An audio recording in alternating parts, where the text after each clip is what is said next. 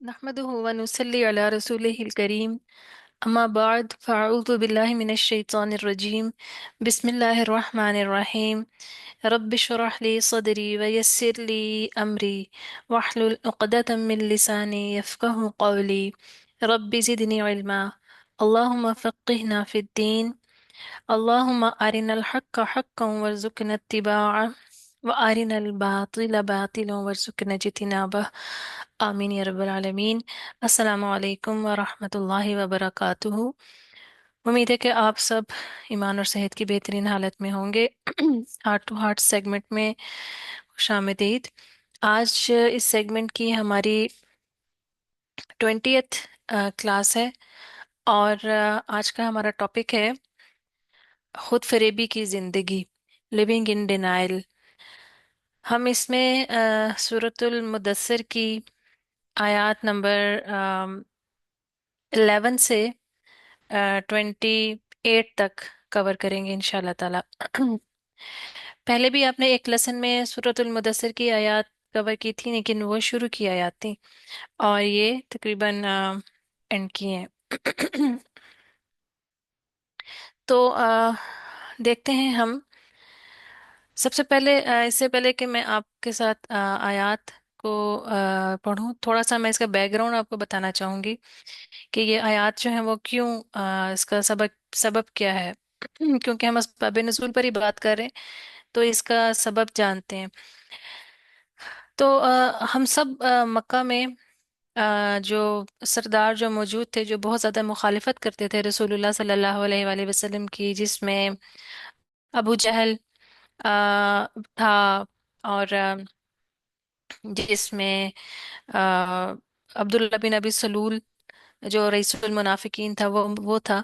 तो हम और इस तरह के जो दो तीन जो हम जिनको काफ़ी हम के बारे में सुनते हैं और जानते हैं। और मुनाफिकीन और जो उनके अंदर भी जो उनका सरदार था जो अब्दुल्ला बिन सलूल, उसके बारे में भी हम जानते हैं। तो ये कुछ लोग थे जो कि हमें नॉर्मली हम स्कूलों में भी बचपन में भी हमें ज़्यादा उनके बारे में बताया जाता है। लेकिन मक्का का एक बहुत ही इंतहाई इन्फ्लुएंशियल शख्स था, जो उसकी जो स्टेटस था वो भी बहुत ज़्यादा ऊंचा था, और उसके पास मालो दौलत भी बेशुमार था। और वो इंसान और वो शख्स जो था इतना इन्फ्लुएंशियल था कि 1 साल तक खाना काबा की देखभाल जो होती थी वो उसके जिम्मे होती थी। यानी कि उसका रिलीजियसली भी उसका स्टेटस बहुत हाई था। और बाकी जो कुरैश होता था वो नेक्स्ट ईयर सारे कबाइल मिलकर करते थे, और 1 साल वो सिर्फ अकेला करता था। यानी कि मालो दौलत के लिहाज से, स्टेटस के लिहाज से, रिस्पेक्ट के लिहाज से, हर लिहाज से जो है ना वो बहुत ज़्यादा इन्फ्लुएंशियल था। और जब खाना काबा की भी नबी सल्लल्लाहु अलैहि वसल्लम की आमद से पहले का ही वाक़या, यानी कि नबूवत से पहले का ही वाक़या, जब खाना काबा को, बैतुल्ला को तामीर किया गया था, क्योंकि दोबारा से तामीर किया गया था उसको गिरा के, क्योंकि बारिश की वजह से उसकी दीवारें बैठ गई थी।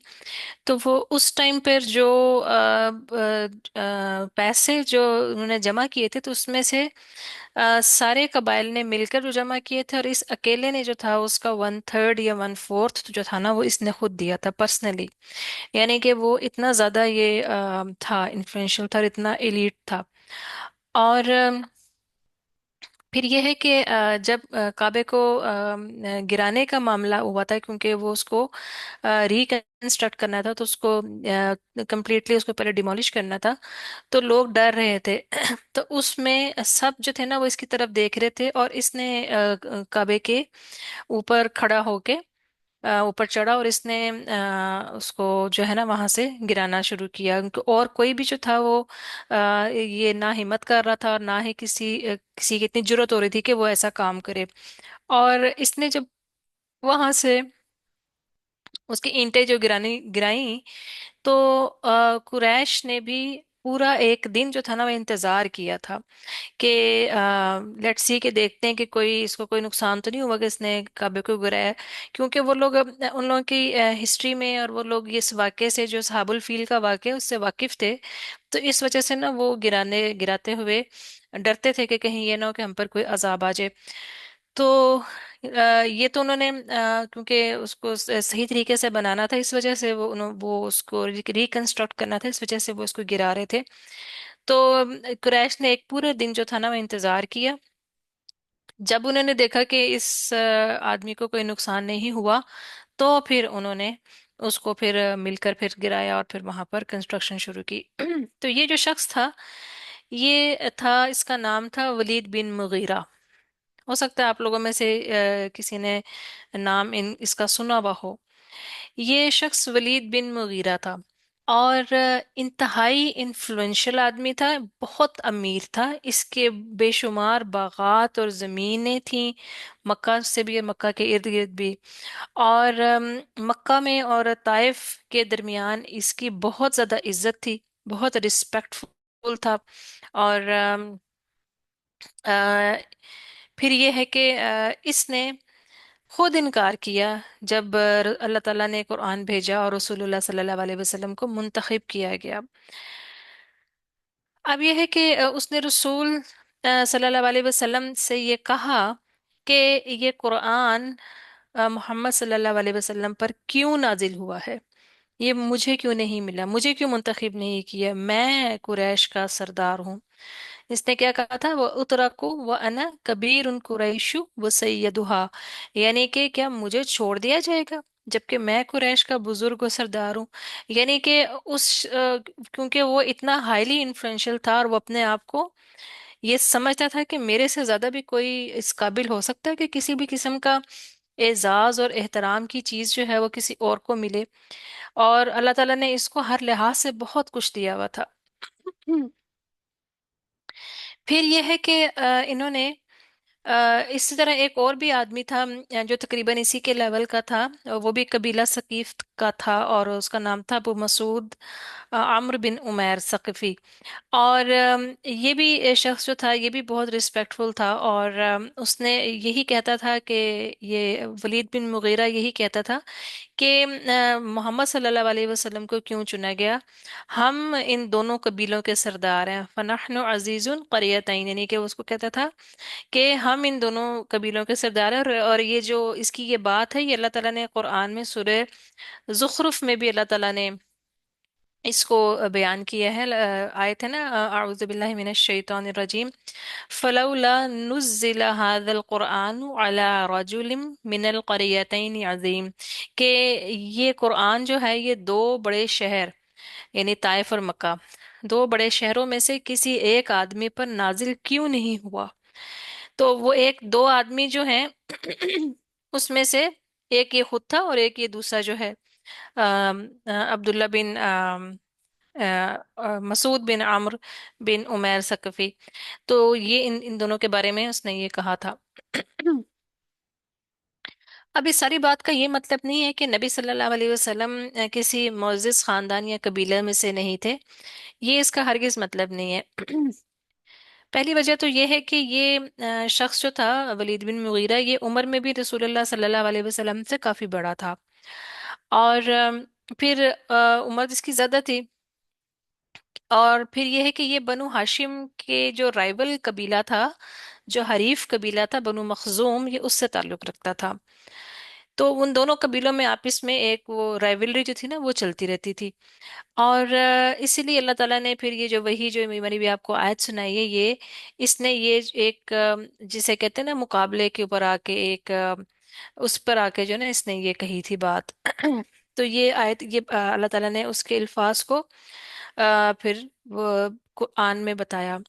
तो कुरान में वलीद बिन मुगीरा के हवाले से बहुत सारी आयत जो हैं वह नाजिल हुई हैं।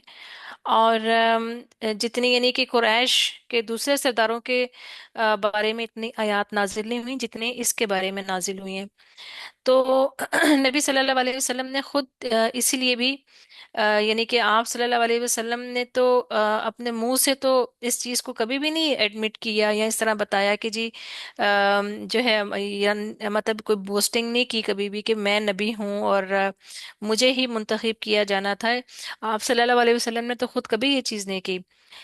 تو اس شخص کا یہ کہنا کہ مجھے منتخب کیا جانا چاہیے تھا کیونکہ یہ بہت اچھا بڑے کلاس کا پوئٹ بھی تھا. بہت اس کی لینگویج بہت فصیح تھی. مال و دولت کے حساب سے بہت زیادہ تھا. اولاد کے حساب سے بہت زیادہ. اس کے کہتے ہیں بعض دفعہ کے بعض لوگ کہتے ہیں کہ بعض روایات کے مطابق اس کے 12 بیٹے تھے. بعض میں 15 کا ذکر بھی آتا ہے, بعض میں 7 کا ذکر بھی آتا ہے. اور اس کے علاوہ بہت رسپیکٹفل بھی تھا. اس کی بہت بات مانی جاتی تھی. تو ہر لحاظ سے جو ہے نا یہ بہت انفلوئنشل تھا. تو نبی صلی اللہ علیہ وسلم کے بارے میں اس شخص کا یہ کہنا ہی آپ صلی اللہ علیہ وسلم کی نبوت کی بہت بڑی دلیل ہے کہ آپ صلی اللہ علیہ وسلم واقعی اللہ کے نبی اور رسول ہیں. کیونکہ یہ کہتا تھا کہ مجھے کیوں نہیں بنایا گیا, تو اس کا مطلب یہ ہے کہ آپ صلی اللہ علیہ وسلم کو اللہ تعالیٰ نے آپ کو نبی بنایا تھا. تو یعنی کہ یہ اپنے سٹیٹس کی اس پر اتنا زیادہ اس کو تھا تکبر تھا کہ یہ کہتا تھا کہ نبی بھی مجھے ہی چنا جانا چاہیے, کہ یہ اللہ تعالیٰ نے آپ کو کیوں چنا.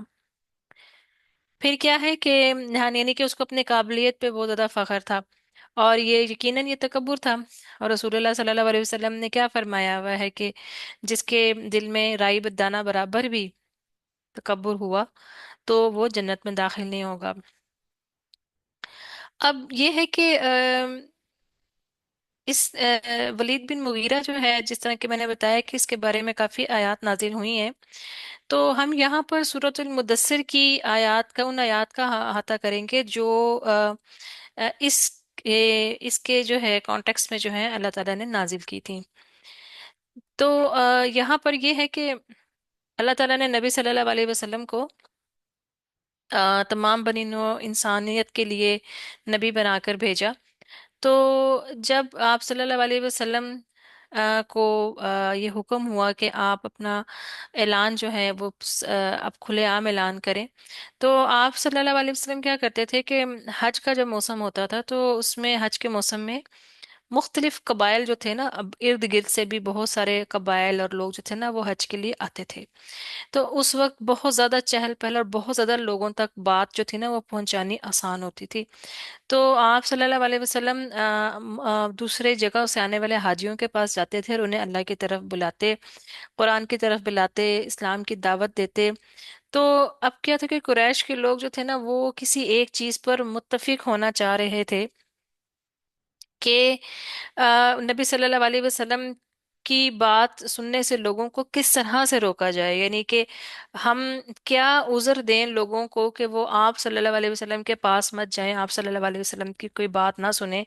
کوئی آپ صلی اللہ علیہ وسلم کو نعوذ باللہ پاگل کہتا تھا, کوئی جادوگر کہتا تھا, اور کوئی مجنون کہتا تھا. تو یہ ان ساری باتوں کو قرآن نے احاطہ کیا ہوا ہے. تو اس شخص نے یہ کہا قریش کے لوگوں کو, کہ ان کے سرداروں کو, کہ تم لوگ ایک بات پر اتفاق ہی نہیں کر سکتے کہ وہ کون ہے. یعنی کبھی تم کہتے ہو کچھ کہتے ہو, کبھی تم کچھ کہتے ہو.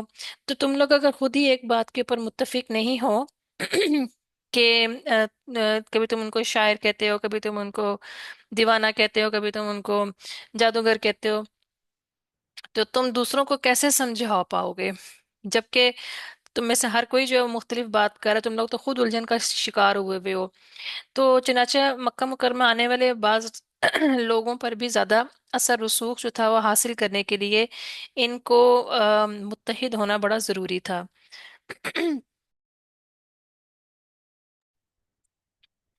تو پھر کیا ہوا کہ انہوں نے آپس میں بیٹھ کے جو ہے نا وہ اس بات کے اوپر میٹنگ کی, اور انہوں نے یہ سوچا کہ ہمیں کوئی ایک جو ہے نا وہ لیبل جو ہے نا وہ لگانا چاہیے, یا ایک ہمیں کسی چیز کے اوپر متفق ہو جانا چاہیے تاکہ ہم سب ایک ہی بات کریں.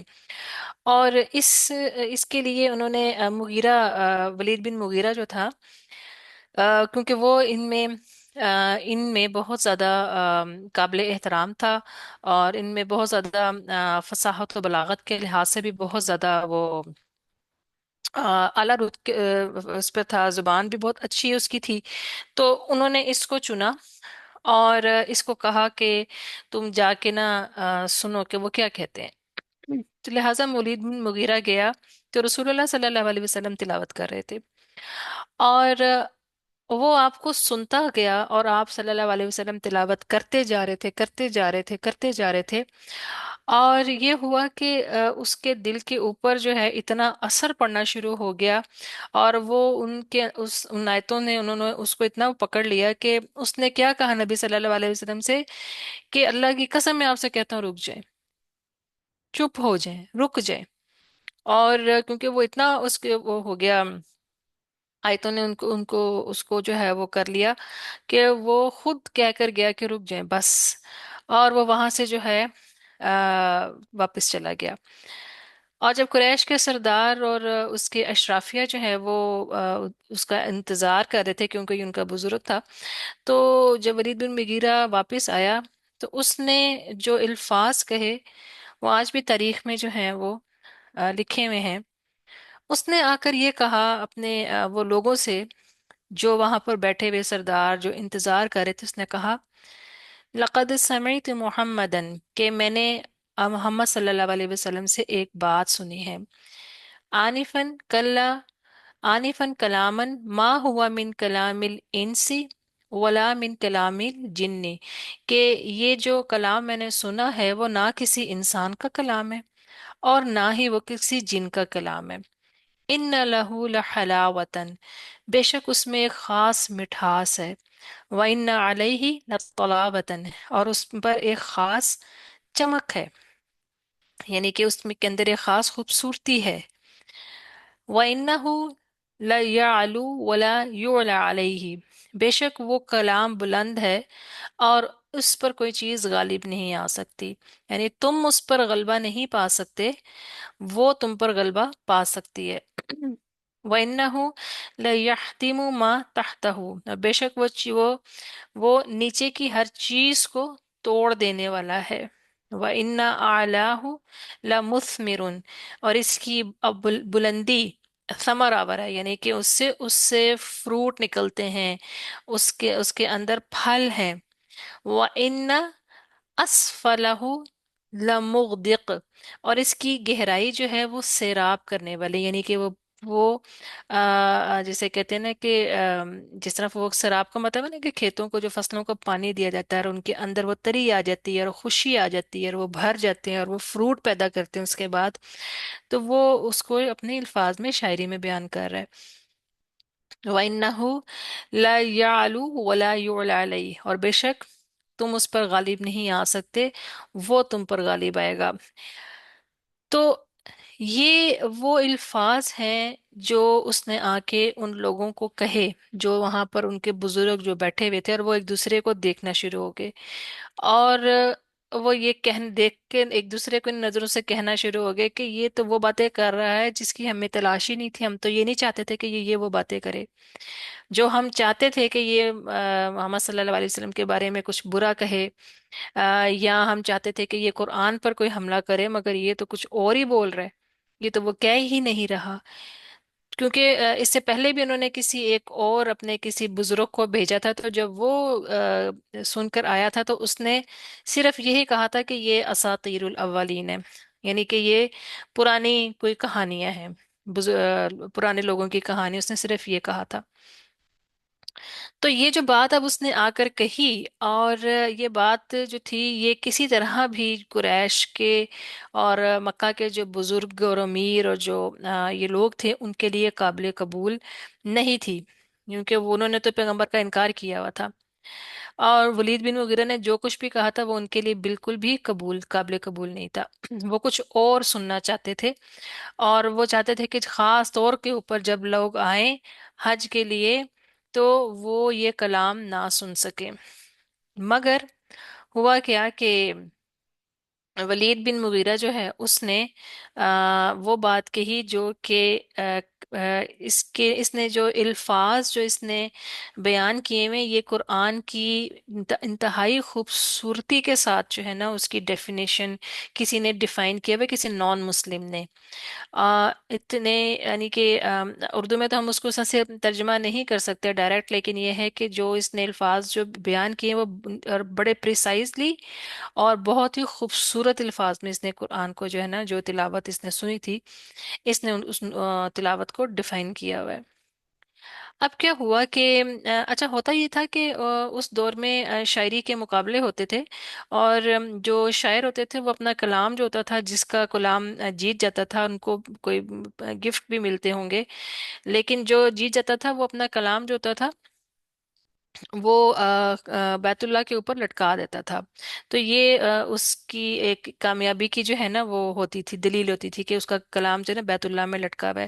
تو اس نے ان کو کہا کہ تم لوگ جو شاعری کر رہے ہو، تم لوگ جو پڑھ رہے ہو، تم تو بالکل بچوں کا کھیل کر رہے ہو، یہ تو بچوں کا کھیل ہے، یہ ساری شاعریاں اور یہ ساری چیزیں ختم ہو جائیں گی، تم لوگ اس کلام کے آگے تمہاری کوئی طاقت ہی نہیں ہے، تم لوگ کچھ بھی نہیں، اور ان کو، اور یہ وہ لوگ تھے جن کو اپنی زبان کے اوپر بہت زیادہ فخر تھا۔ تو یہ قرآن کے معجزات میں سے ہے کہ ایک شخص بیان یہ کر رہا ہے، اور جو کہ مطلب وہ شخص جو کہ اتنی شدید نفرت رکھتا ہے، اور اس کے باوجود وہ یہ کہہ رہا ہے۔ اب کیا ہوا کہ وہاں پر بیٹھے ہوئے سردار جو تھے ایک دوسرے کے منہ دیکھنے لگے، تو ابو جہل جو کہ ادھر موجود تھا، اور ولید بن مغیرہ یہ کہہ کے نا وہاں سے چلا گیا۔ تو ابو جہل جو کہ ادھر موجود تھا، اس نے ان کو کہا کہ تم فکر نہ کرو، میں اس کو دیکھتا ہوں، میں اس معاملے کو دیکھتا ہوں۔ تو وہ ابو جہل جو تھا، اس امت کا فرعون، نبی صلی اللہ علیہ وسلم نے کہا ہے اس کو، تو وہ اٹھا اور اس کے بعد نا وہ وہاں پر چلا گیا، اس کے پاس ولید بن مغیرہ کے پاس جانے لگا۔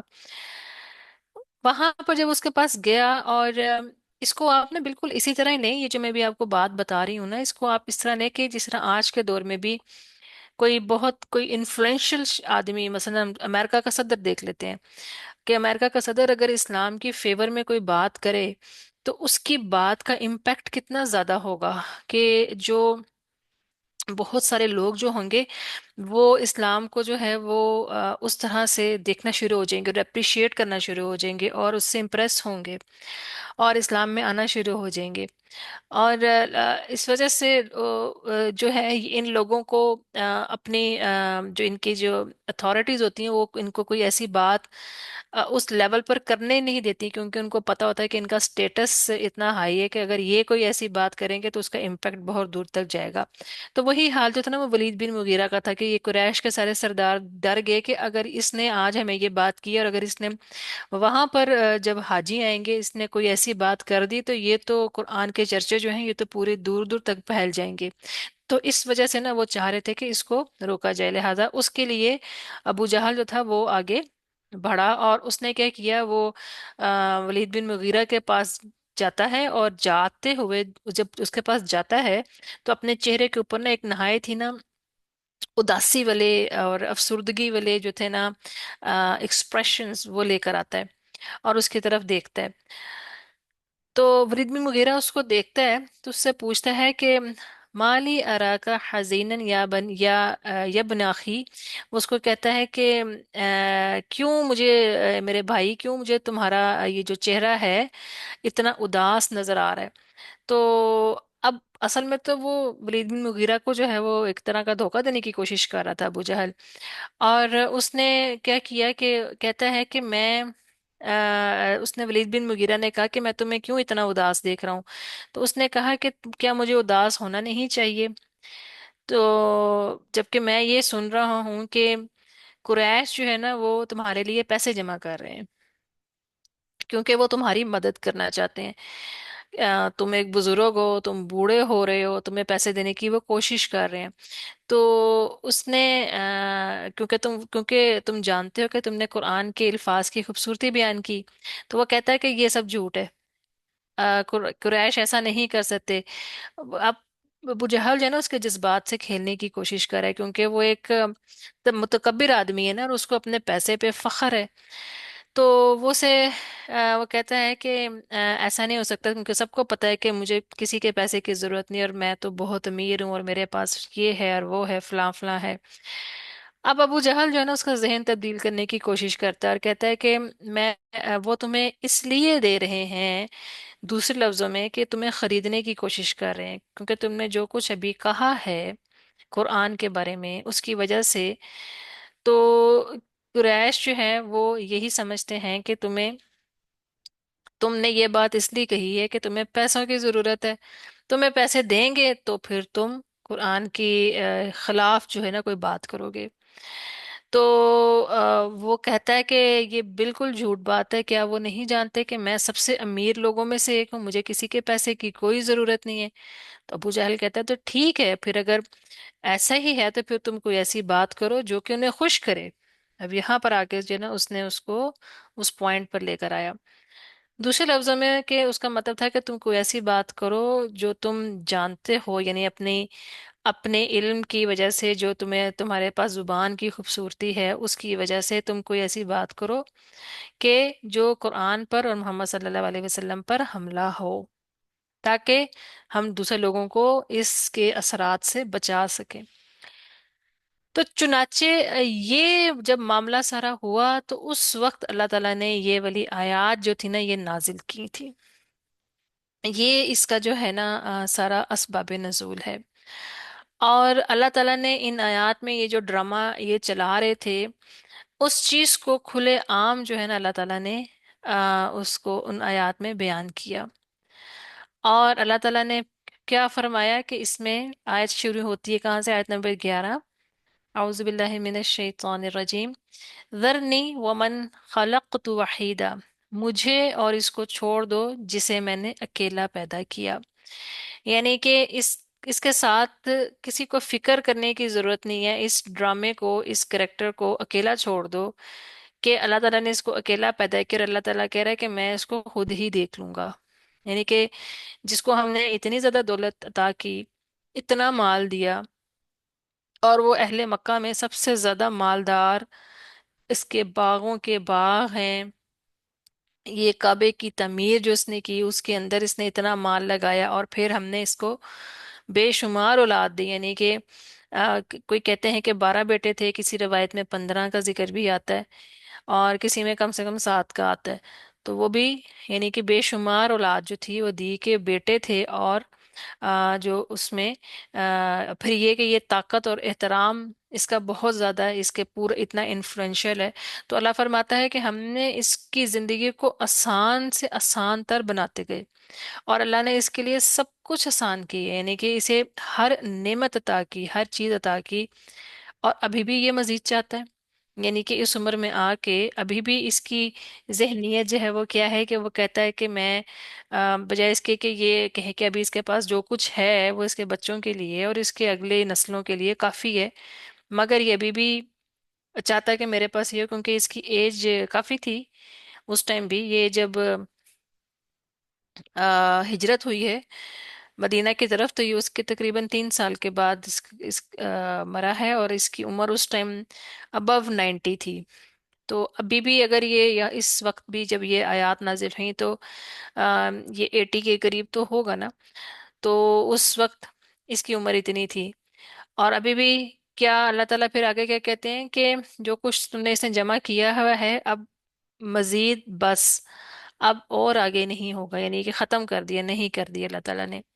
اور پھر کیا کہا کہ کیونکہ یہ ہماری آیت کی طرف ہٹ دھرمی کا مظاہرہ کرتا ہے لہٰذا ختم۔ تو یہ جو آیات ہیں اس کو ابھی ہم تھوڑا دیکھتے بھی، میں آپ کو تھوڑا سا اس کا صرف بتا رہی ہوں کہ اس میں ہمارے لیے سیکھنے کے لیے کیا ہے کہ اگر تم شکر ادا کرتے ہو، عاجزی کرو گے، اللہ کی نعمتوں پر شکر ادا کرو گے، اور تو کیا ہوگا کہ اللہ تعالیٰ مزید دے گا۔ انکار کرو گے، ضد کرو گے، اطاعت نہیں کرو گے، قرآن سنت پر عمل نہیں کرو گے، تو پھر کیا ہوگا کہ یہ چیز ختم ہو جائے گی، پھر یہ نعمتیں جو ہیں وہ چھین لی جائیں گی۔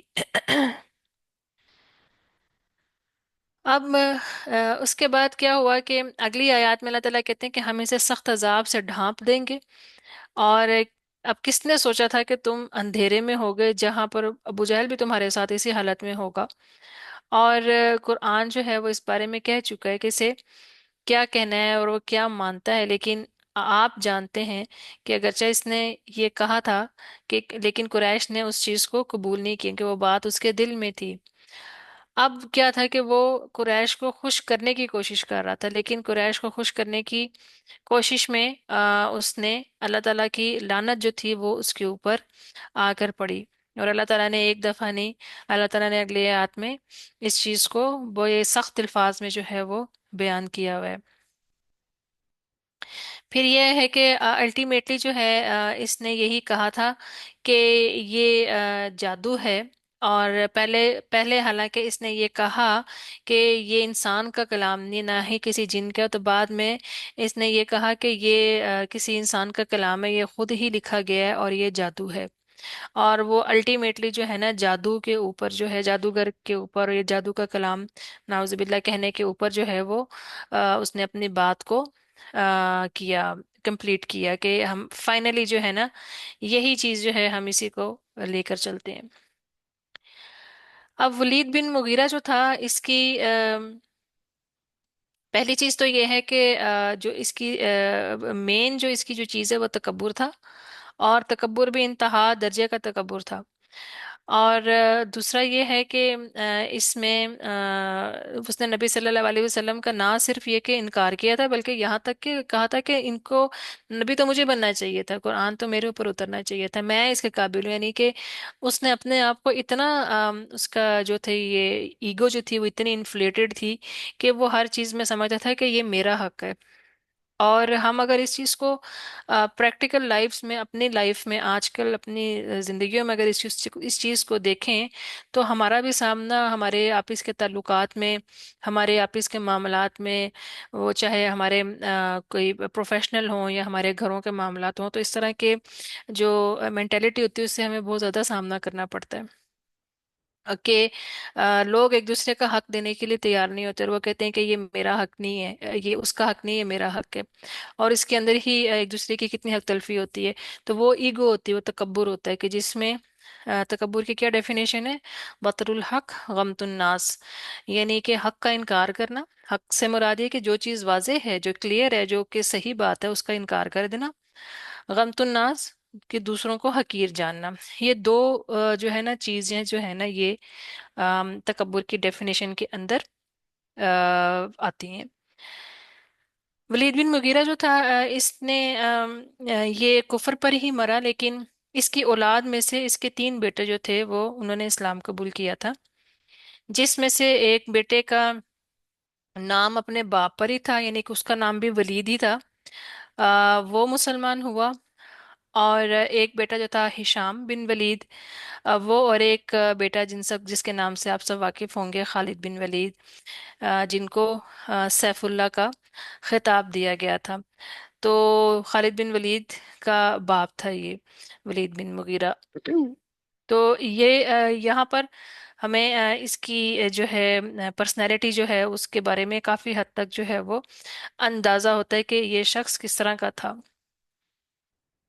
پھر اس میں جو ہے آیات جو ہیں اس کو ہم تھوڑا سا دیکھتے ہیں، یہ تھوڑا سا جو ہے اس کا تعارف تھا کہ آپ کو اس چیز کی سمجھ آ جائے۔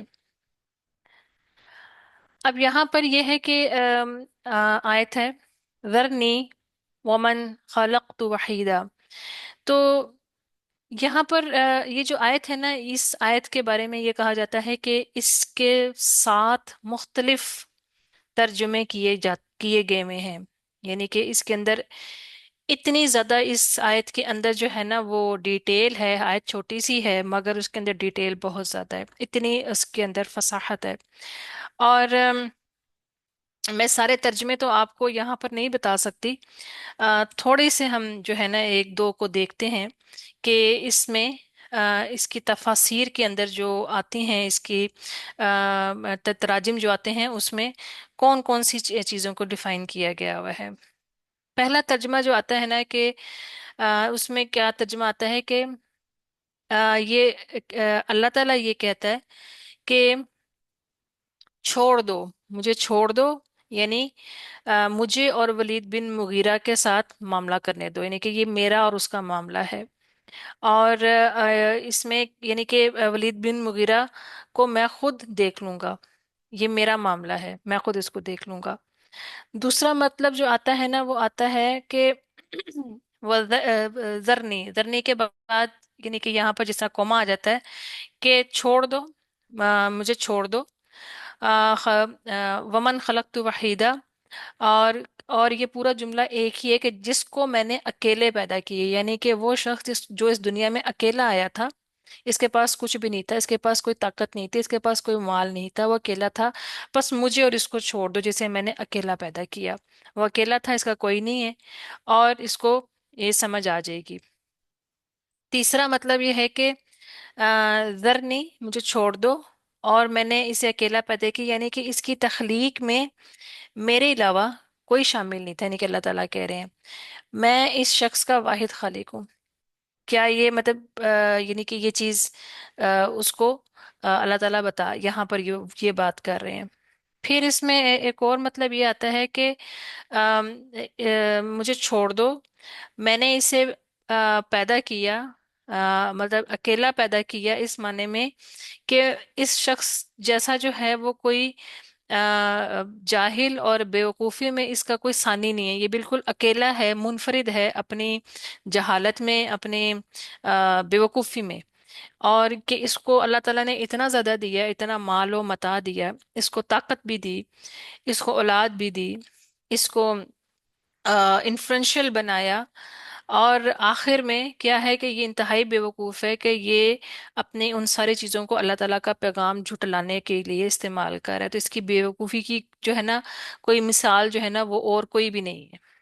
تو یہ اس طرح یہ اس کے تین چار تقریباً تراجم ہیں جو میں نے آپ کو بتائے ہیں۔ اب یہ ہے کہ بعض دفعہ کیا ہوتا ہے کہ ہم کیونکہ ہمارے پاس اکثر ہم نارملی ہم ساری تفاسیر کو تو نہیں چھانتے جو ہمارے پاس قرآن کے جو تراجم موجود ہوتے ہیں، بعض دفعہ کسی علاقے میں کسی ایک یا دو طرح کے ترجمے جو ہوتے ہیں وہ زیادہ چل رہے ہوتے ہیں، تو ہم انہی کو دیکھتے ہیں اور باقی تراجم کو اتنا زیادہ غور و فکر نہیں کرتے۔ تو بعض دفعہ ہمارے پاس اگر کسی اور ترجمے کی، کسی اور تفسیر کی کوئی ہمارے پاس آتی ہے، ترجمہ آتا ہے، تو ہم نارملی اس کے بارے میں پھر کہتے ہیں کہ یہ غلط بات ہے یا یہ ایسے نہیں ہے۔ تو یہ نہیں ہے، بعض آیات کے اندر بہت زیادہ ڈیٹیل ہے، اور اس کے ترجمے جو ہیں وہ بہت ڈفرینٹ اس میں آتے ہیں، کہ بعض دفعہ بعض لوگ بڑے بڑے اسکالرس کے ساتھ بھی بحث کرتے ہیں، اور جب ان کو آیات نکال کر دکھائی جاتی ہیں تو پھر ان کو سمجھ آتی ہے کہ اس کے کتنے زیادہ جو ہیں وہ معنی جو ہے نا وہ بن رہے ہیں۔ جس طرح سورت المدثر کی ہی جو آیت ہے نا، وَثِيَابَ، اس کی جو آیت ہے کہ آ، آیت نمبر 2 ہے نا میرا خیال میں، وَثِيَابَكَ فَاهْجُرْ، کہ اپنے لباس کو پاک رکھیں۔ اس آیت کے بھی جو ہیں تقریباً 8 کے قریب جو ہے نا اس کے معنی کیے گئے ہوئے ہیں، لیکن ہم اس چیز کو ہم صرف اس کو ایک ہی مطلب میں دیکھتے ہیں۔ تو مثلا اگر اس کا ایک مطلب یہ کیا گیا ہوا ہے کہ اپنے گناہوں کو خیانت کے ساتھ مت ملائیے، اس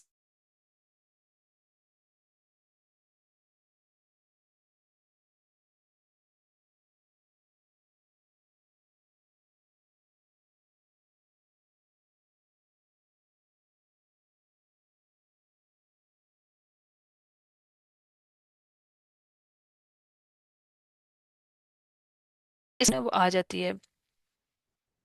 اور وہ جتنا ہم لوگ پڑھتے جاتے ہیں، سمجھتے جاتے ہیں، علماء کے ساتھ بیٹھتے ہیں، اپنی اپنی کنسنٹریشن زیادہ کرتے جاتے ہیں، تو یہ چیزیں جو ہیں وہ پھر آہستہ آہستہ ہمیں سمجھ بھی آنی شروع ہو جاتی ہیں۔ اچھا، اس میں ایک اور بہت مزے کی بات یہ ہے کہ جو مفسرین ہیں، مفسرین کون ہوتے ہیں؟ جو لوگ تفسیر بیان کرتے ہیں نا ان کو مفسرین کہتے ہیں۔ تو جو مفسرین ہیں ان کے اندر اب ایک مفسر نے ایک یا دو ترجمے بتائے، ایک نے کچھ اور نے کچھ اور بتائے، اس طرح مفسرین جتنے بھی ان کے اندر تراجم کے لحاظ سے ان کے اندر جتنے بھی ڈفرینسیشن ہوتی ہے، تو اس سے کیا ہوتا ہے کہ اس سے نا ایک اس چیز کے اندر گہرائی پیدا ہو جاتی جاتی ہے اور ایک مزید جو ہے نا وسعت آنی شروع ہو جاتی ہے. تو یہ تھوڑا سا جو ہے ویسے ایک بات ہو گئی. اس کے بعد اللہ تعالیٰ کیا کہتے ہیں، وَجَعَلْتُ لَهُ مَالًا مَمْدُودًا، اور میں نے اس کے لیے خوب مال، پھیلا ہوا مال بنایا. یعنی کہ اس کے پاس مال جو ہے وہ وسیع پیمانے پر تھا. اب یہ مالم ممدودہ جو ہے نا، اس لفظ کے اندر گہرائی ہے. اس کے اندر تین بیسک جو اس کی جو کوالٹیز ہے نا وہ آتی ہیں. اس میں کیا ہوتا ہے کہ اس میں ایک یہ ہوتا ہے کہ اس کی کثرت بہت زیادہ، یعنی کہ بہت زیادہ ہوتی ہے. اس میں کثیر ہونا کسی چیز کا پایا جاتا ہے، کہ اس سے مال ممدودہ اس کو کہا جاتا ہے کہ جس میں کثرت ہو. نمبر دو، اس کے اندر چیز ہوتی ہے کہ یہ ہمیشہ ہونے چاہیے، ختم نہ ہو. اور تیسری اس میں یہ آتی ہے کہ جو اس کے اندر جو ہے نا اس کا جو بہاؤ جو ہے نا وہ آتا جا رہا ہے، اور وہ اس کا جو بہاؤ جو ہے نا وہ کم نہیں ہو رہا.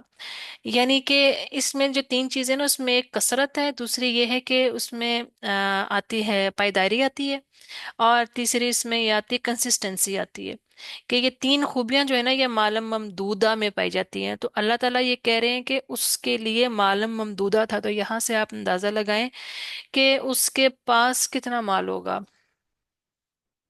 پھر اس کے بعد ہے کہ وہ بنین شہودا، اور اس کے لیے حاضر باش بیٹے دی. یعنی کہ اس کے جس طرح میں نے آپ کو بتایا کہ اس کے کہیں 7 آتے ہیں، کہیں 14، کہیں 12، کہیں 15. تو مطلب بچے بھی جو تھے، اور بچے بھی یعنی کہ اس کے جو تھے کہ وہ مطلب ٹھیک ٹھاک اور بڑے انفلوئنشل. اور جب آپ خالد بن ولید سے ہی اندازہ لگا لیں کہ خالد بن ولید کا جو تھا وہ کیا اسٹیٹس تھا، اور خالد بن ولید کے بارے میں جو ہے وہ کتنے وہ مشہور تھے. مطلب کہ اسلام قبول کرنے سے پہلے بھی وہ اپنے اسکل جو تھی ان کی، وہ کتنی جو فائٹنگ اسکل تھی وہ کتنی تھی، کہ وہ کبھی بھی کسی بھی جنگ جو تھی جس میں خالد بن ولید ہوتے تھے وہ کوئی بھی نہیں جنگ ہارے. تو یہاں سے آپ اندازہ لگا لیں کہ وہ بیٹے بھی بچے بھی اس کے کس طرح سے. تو اللہ تعالیٰ نے اس کی زندگی کو انتہائی آسان بنایا تھا، اور انتہائی جسے کہتے ہیں نا ایک آئیڈیل کے طور کی زندگی جو تھی، کہ ہر چیز کی سہولت اور ہر چیز اللہ تعالیٰ نے اس کو دی ہوئی تھی. سب کچھ جو تھا اس کا، ہر کام ہر چیز بہت ٹھیک ٹھاک اور بڑی بہترین جو تھی نا وہ چل رہی تھی. پھر وَمَهَّدتُّ لَهُ تَمْهِيدًا، اور اس کے لیے ہمارے زندگی بھی خوب مہیا کی. ثُمَّ يَطْمَعُ أَنْ أَزِيدَ، پھر بھی وہ چاہتا ہے کہ میں اور زیادہ دوں. یعنی کہ لالچ اتنا زیادہ ابھی بھی کہ اس چاہتا ہے کہ مجھے اور ملے، میرے پاس اور ہو، اور اس کا دل نہیں بھرتا. پھر کیا ہے کہ اس کے بعد اگلی آیت میں کیا ہے، کلا انہ کان لآیاتنا عنیدا، کہ ہرگز نہیں، بے شک وہ ہماری آیات کے خلاف ہٹ درمی کرتا ہے. یعنی کہ اتنا کچھ دیا، اتنا کچھ دیا، اور اب بس، کہ اب جب اس نے اتنا کچھ ملنے کے باوجود اس کا رویہ جو آیات کی طرف کس طرح ہے، تو اب اس کے بعد اب بس. اور پھر یہاں سے آگے سے کیا ہے کہ اس کی سزا کے بارے میں جو ہے آیات جو ہیں وہ شروع ہو جاتی ہیں، کہ کیا ہوگا اس کے ساتھ. کیا ہے، سأرہقہ صعودا، کہ میں اسے سخت چڑھائی پر چڑھنے کی تکلیف دوں گا. یعنی کہ ایک تو دوزخ کی سزا تو جو ہے سو ہے، اس کے اندر بھی مشقت ہوگی. یہ ایک یعنی کہ اس کے اندر بھی اس کو تکلیف کے اندر بھی تکلیف دی جائے گی. اور پھر کیا ہے کہ انہو فکر وقدر، بے شک اس نے غور کیا اور ایک بات طے کی. اب یہ یہاں پر وہ والا معاملہ ہوا جو ابو جہل کا، جو اس کا میں نے آپ کو واقعہ سنایا ہے، وہ واقعہ ہوا. اور ابھی وہ یہ چیزیں ساری سوچ رہا ہے، اور اللہ تعالیٰ نے یہاں پر اس کے ایکسپریشنز کو بھی بیان کیا ہوا ہے. تو یہ ابھی وہ چیزیں یہ سوچ رہا تھا، اپنے اس کے دل میں تھیں، اور اللہ تعالیٰ نے وہ ساری چیزیں جو تھی نبی صلی اللہ علیہ وسلم پر آیات کی صورت میں نازل فرما دی. اور فقتل کیف قدر، پس مارا جائے کیسی بات طے کی. اور اللہ تعالیٰ اگر قتلا کا لفظ استعمال کریں کسی کے لیے تو اس کا مطلب اسٹریٹ اوے یہ کہ اس کے اوپر لعنت کی گئی ہے. اور پھر دوبارہ اللہ تعالیٰ کہتے ہیں ثم قتل کیف قدر، پھر مارا جائے کیسی بات طے کی، یعنی کہ اس کے اوپر لعنت پر لعنت کی گئی.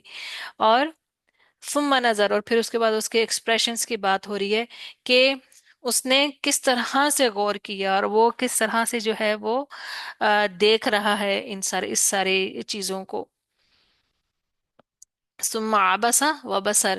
پھر اس نے تیوری چڑھائی اور منہ بگاڑا، اور یہ سارا اس کے آگے جو ہے نا یہ ایکسپریشن آ رہا ہے کہ اس نے کس طرح سے اپنے فیشل ایکسپریشن کیے اور کس طرح سے جو ہے نا اس چیز کے بارے میں سوچ کے اور وہ بات کی. ثم ادبر واستکبر. پھر پیٹھ پھیری اور تکبر کیا. پیٹھ کس سے پھیری؟ اس وہ دل کی گہرائیوں سے جانتا تھا، اس نے پہچان لیا تھا، تبھی تو اس نے اتنی خوبصورت بات جو تھی وہ قرآن کے بارے میں کہی تھی، اس نے پہچان لیا تھا. مگر اس نے اپنی وہ جو دل کے اندر جو اس کی وہ بات لگ گئی تھی، اس نے پھر بھی وہاں سے منہ موڑا اور تکبر کیا. اور اس نے ان کا اس اپنی جو دل کے اندر وہ جو اس کی بات آ گئی تھی، سمجھ آ گئی تھی، اس نے اس حقیقت سے، اس حق سے اس نے انکار کر دیا. تو جب حق سے انکار کیا تو حق سے انکار کرنا کیا ہوتا ہے؟ تکبر ہوتا ہے. اور پھر کیا کہا اس نے؟ فقال ان هذا الا سحر یؤثر. اور کہا کہ یہ تو بس جادو ہے جو پہلے سے چلا آ رہا ہے. اور اس نے پھر الٹیمیٹلی، کیونکہ اس کے علاوہ اور کوئی بات ہی نظر نہیں تھی آ رہی، تو اس نے الٹیمیٹلی جو تھا وہ اس کو جادو کہہ دیا. ان هذا الا قول البشر. یہ تو بس ایک انسان کا قول ہے، یعنی کہ اپنی ہی بات جو تھی اسی کو اگینسٹ کر دیا، اسی کو اس نے جو ہے وہ نفی کر دی اپنی بات کی جو پہلے اس نے کہی تھی. پھر اللہ تعالیٰ کیا کہتے ہیں؟ سأصلیہ سقر. کہ میں اسے عنقریب سقر، جہنم میں داخل کروں گا. اس کا ایک درجہ ہے سقر جہنم کا. وما ادراک ما سقر. اور تمہیں کیا معلوم سقر کیا ہے؟ لا تبقی ولا تذر. کہ نہ وہ باقی رکھے گی اور نہ وہ چھوڑے گی، یعنی کہ بالکل جلا کے راکھ کر دے گی. تو یہ ولید بن مغیرہ کے بارے میں جو ہے ہم نے آج پڑھا، اور یہ آیات اللہ تعالیٰ نے اس کے بارے میں اتاری اور کتنی گہرائی سے اتاری.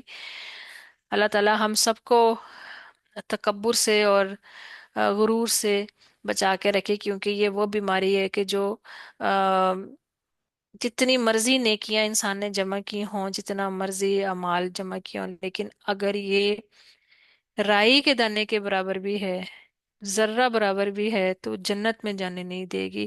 تو اس تکبر کو، اس غرور کو اس دنیا کے اندر ہی جلا کے، اس کو جھکا کے، اس کو توڑ کے جانا ہے، اس کو ختم کر کے جانا ہے. کیونکہ اس کے ساتھ جو ہے نا وہ داخلہ نہیں ہوگا جنت میں، اس کے ساتھ نہیں جا سکیں گے.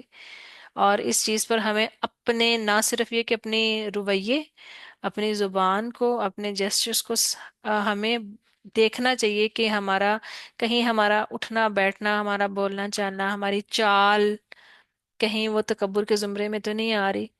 کیونکہ آج کل تو یہ ایک ٹرینڈ بن چکا ہے کہ آپ باہر جاتے ہیں اور آپ کو ایک اگر آپ ایسے لوگوں میں بیٹھیں، نارملی بھی کریں، تو آ، انجانے انجانے میں ہی لوگوں کے رویے جو ہے نا ان کے اندر یہ چیز جھلک رہی ہوتی ہے. شو آف کرنا، اپنی چیزوں کے بارے میں لوگوں کو بتانا، تو اس کے اندر یہ تکبر کی جھلک آتی ہے. تو بس اللہ تعالیٰ ہم سب کو بچا کے رکھے اور ان چیزوں کو سمجھنے کی بھی توفیق فرمائے. یہاں پر آپ کی کلاس ختم ہوتی ہے.